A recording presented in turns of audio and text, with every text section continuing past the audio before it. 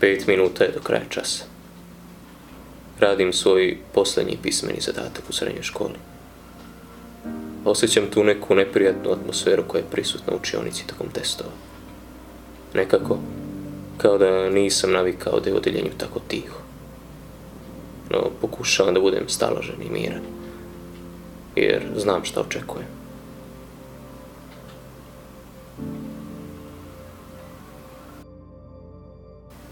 Nije stvar samo u meni.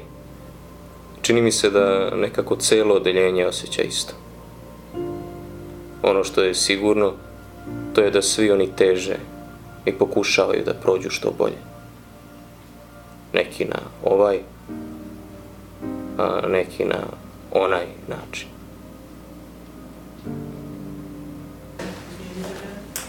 Štreber!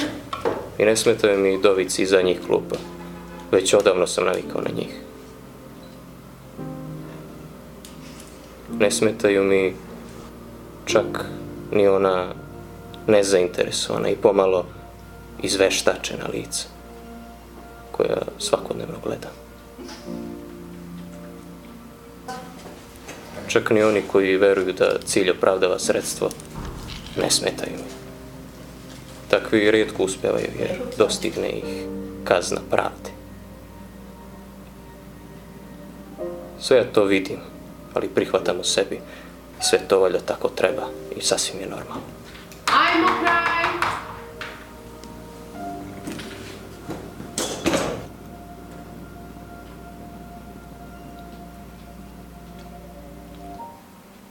Neke stvari najbolje proživiš nakon što ti se dese.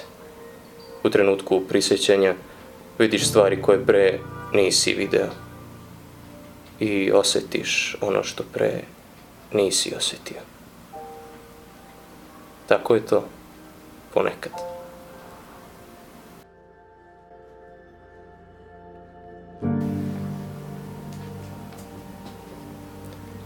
Imam problem da kada me pitaju gdje ću dalje, često nemam odgovor.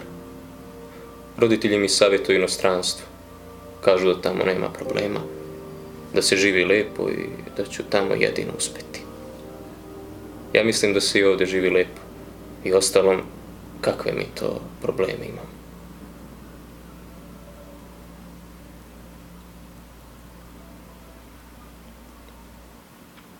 Meni je život ovdje jako miran. Pa, dobro, zanimljivo je, nije dosadan. Ispred škole uvijek lepe scene, ljudi razgovaraju, druže se.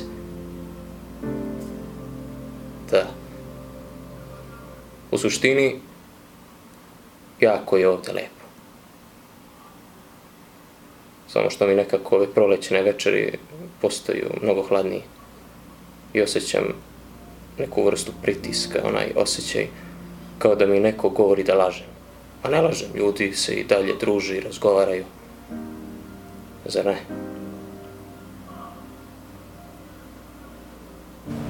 Pa, dobro. Možda imam neke probleme, recimo problem sa smećem. Ima ga pa dosta u mom gradu. Možda i problem sa mladima. I problem nasilja. I korupcije.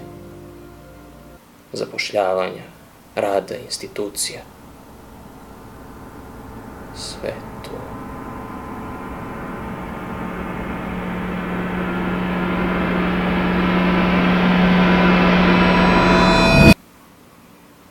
Dosta je bilo. Dosta sam lagao sebe. U pravu su svi. Ovdje nema budućnosti. Trebao sam odavno da ih slušam. Zato sada kupim stvari i odlazim. Ja odlazim. U potrazi za sigurnošću i srećom, mnogi mladi odlaze i sa njima svako svetlo nade gasi se. I naš kraj polako umire. Umire zbog nas, zbog drugih. Umire zbog činjenice da našu zemlju mesečno napusti više od 4000 ljudi, od kojih su većina mladi. U našem gradu koji broji nešto više od 110.000 stanovnika, ova brojka je izuzetno bolna, kao i procenat onih koji odlaze nakon srednje škole. Razlozi su mnogobrojni, a rješenja daleko.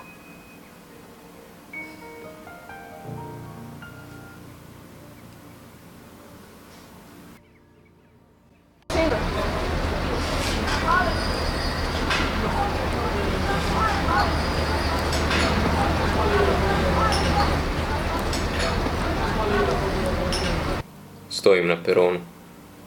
Da li se varam ili ponovo vidim ta poznata lica? Samo kao da smo sada nekako u istoj priči. Svi jednaki, oči u oči sa svojim izborom, pred vratima sudbine.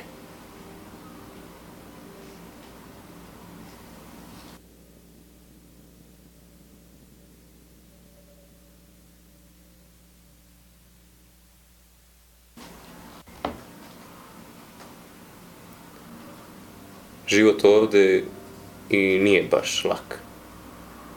I ne marim šta drugi rade, jer ja vidim taj divni svetlosti zrak i zato kažem, možda ipak ima nade. Možda ipak ovdje postoji nešto što veća primanja i viši životni standard nikada neće moći da kupe. Biti čovjek iznad svega.